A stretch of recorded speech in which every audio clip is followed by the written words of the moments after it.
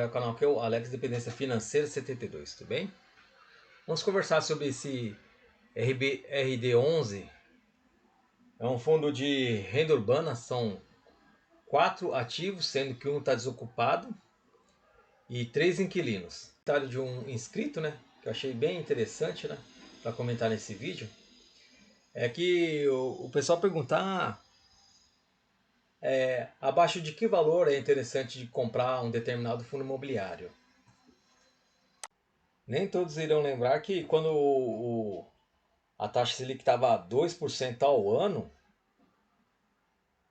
os fundos imobiliários estavam sendo negociados com um ágio impressionante, de 30% a 40%, né? Em seguida começaram a aumentar a taxa Selic gradualmente, né? Chegou a um certo ponto aqui lá embaixo. Ele chegou aqui no fundo do poço aqui por de R$ 33,15. Aí se cogitou a diminuição da taxa Selic, até diminuiu um pouquinho, né? A taxa, aí aqui o fundo se valorizou, aí veio esse balde de água fria de novo, com o aumento da taxa Selic, ele voltou a afundar. E só aqui na página do Mais Retorno, dando uma olhada aqui no Tesouro Prefixado com juros semestrais, com vencimento para 2035. Aqui de taxas de compra e de venda, a gente pode observar que essa taxa de compra ele já chegou a 15,22% ao ano, né? Aí teve esses vários fundos aqui, ó. Aí quando ele rompeu aqui, ó, esse fundo, a gente pode observar que nos fundos imobiliários, a cotação dos fundos imobiliários começaram a se valorizar. O mercado ele antecipa o que vai acontecer no futuro, né?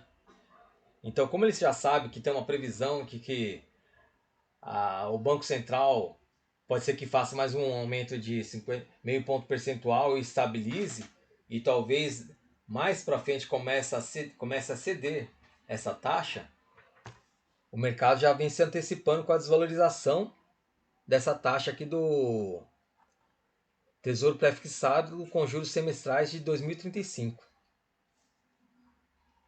E com isso a gente vê nos fundos imobiliários também que é porque ela tem uma correlação negativa, né?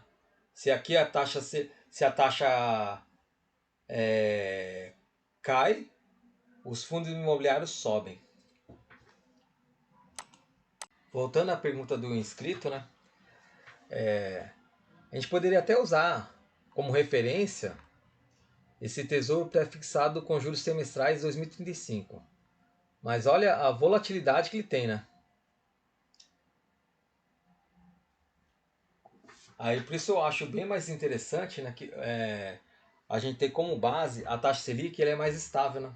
Não fica nesse sobe e desce de taxa e a gente ficar recalculando hoje é um valor, amanhã é outro, depois de amanhã é outro valor, né? Então, por isso eu gosto de comparar muito com a taxa Selic. A taxa Selic a 14,75 dividido por 12 seria uma rentabilidade de 1,23% ao mês. Para um fundo imobiliário com risco, né? Porque isso aqui é uma tese um pouquinho mais arriscada, né? Porque eles têm quatro imóveis, 3 inquilinos, sendo que o imóvel já está desocupado. A taxa Selic em 14,75 ao ano, dividido por 12, corresponde a arredondando 1,23% no mês. E agora a gente vai pegar o rendimento, que é 50 centavos. Apagar aqui, ó. Ó, 50 centavos dividido, que deu 1,23%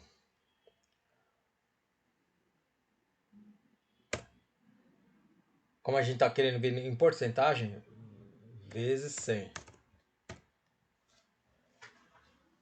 O valor que você teria que comprar para ter uma renda compatível com o tesouro pré-fixado ali, né, que a gente mostrou, a cotação você tem que comprar abaixo de R$ 40. 40,65. Vendo a cotação do dia, hoje é dia 14/5/2025, está R$ 40,65. Então, praticamente o mercado já precificou, né, esse fundo imobiliário. Esse cálculo eu uso mais para fundos imobiliários com uma tese um pouquinho mais arriscada, como esse daqui.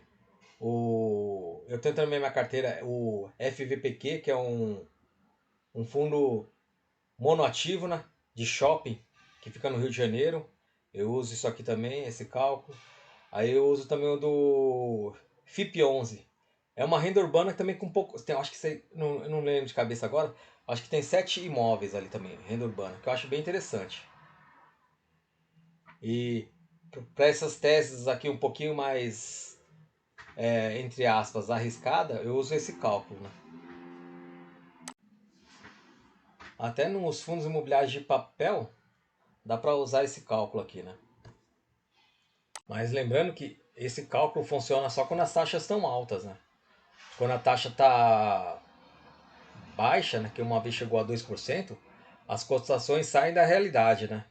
Eles trabalham muito no ágil, né? Nessa época aqui, você tem que ficar fora do mercado e fazer seu caixa, né? Fazer a sua reserva de oportunidade, quando ele estiver muito acima do seu valor patrimonial. Então, lembrando, isso aqui é só quando as taxas estão elevadas, a taxa Selic. Quando a taxa estiver muito baixa, não se usa esse cálculo, né? Porque senão você vai acabar comprando com um valor muito alto, né? Porque muitos investidores fazem esse cálculo, mesmo com a taxa baixa, até que ele subiu bastante aqui, né? Então, mas para nós que é investidores de longo prazo, quando a taxa estiver baixa, a gente nunca pode comprar fundos imobiliários acima do valor patrimonial. Apesar que o fundo de tijolo, ele engana muito, né, esse valor patrimonial, né? Porque quando fazem algumas reavaliações, ele pode ter um aumento de 10% do VP. Tanto é que tem uns aí que teve até 15%, né, do valor. Então, por isso, não se compara muito, mas dá para ter um parâmetro, né? Agora, os fundos de papel, esses realmente, se você comprar acima do valor patrimonial, você vai perder dinheiro. O fundo está cotado a R$ 40,45, entregou um dividend yield de 12,73% em 12 meses, então está dando mais de 1% ao mês. P sobre VP de 0,63, está 27% abaixo do seu valor patrimonial. Liquidez diária de R$ 53.000, uma liquidez baixa, né? Muito cuidado de de comprar e vender cotas nesse fundo se você investir mais de 10 mil, né? Então, pode ser que se você comprar principalmente no valor a mercado, você pode pagar caro no valor da cota. Porque por causa desse spread e pouca liquidez, né? E variação de 12 meses, 16,4%. Isso aqui é de março de 2025. O fundo teve início em setembro de 2007. Tem uma taxa de administração de 0,17 e taxa de consultoria de 0,10% ao ano. Sobre o patrimônio líquido do fundo. Mandato renda, segmento de atuação é híbrido e o fundo é passivo. Como esse fundo é um fundo de atuação passiva, ele não pode ficar comprando e vendendo ativos do portfólio. O fundo é composto por 4 imóveis diferentes e 3 inquilinos, com uma ABL de 23.700 metros quadrados. O imóvel no Catete, que está atualmente alugado para a Zona Sul, o locatário seguiu adimplência, com pagamento em dia das suas obrigações. No entanto, ainda não indicou a previsão para a inauguração da unidade. Também teve um aditamento aqui, ó, do imóvel de Uberlândia alugado para a Ambev. Teve a renovação da vigência da locação até fevereiro de 2030, além de ajuste no valor do aluguel e demais condições contratuais. Referente ao imóvel lá de Natal, eles comentam aqui que estão procurando ainda algum interessado em alugar aquele espaço. E é esse ex-inquilino aqui, a líder, que desocupou o imóvel e está em processo de falência, que já passou por recuperação judicial, não cumpriu algumas coisas lá, e agora o juiz decretou a falência dessa empresa. Dando uma olhada na DRE,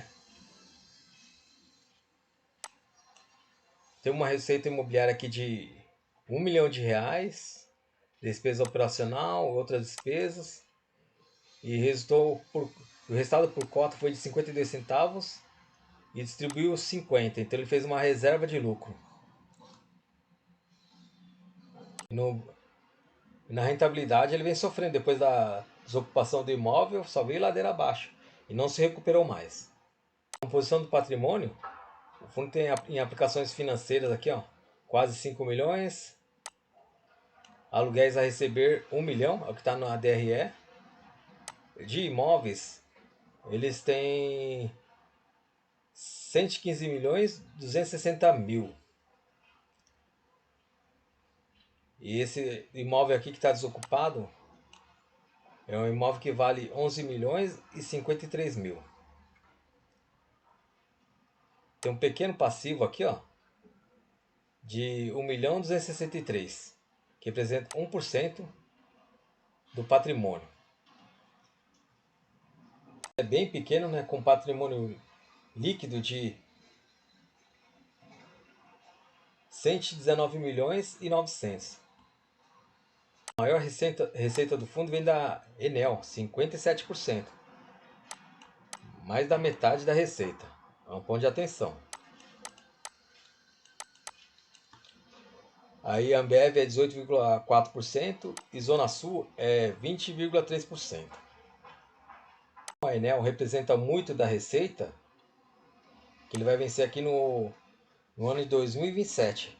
Esse aqui é um outro ponto de atenção também, que ele representa 57,2% da receita. E o contrato não é tão longo assim. Uma análise sobre esse inquilino Enel, do imóvel de São Gonçalo. A Enel é uma empresa italiana de energia, fundada como estatal em 1962. Abriu ao capital privado em 1999, mas o governo italiano mantém 23,6% das ações. Já fez 4 aditamentos prolongando o vencimento dos contratos. Eu acredito que eles não têm interesse em desocupar o imóvel e que nesse próximo vencimento eles possam fazer um novo aditamento e prorrogando mais uma vez o vencimento do contrato.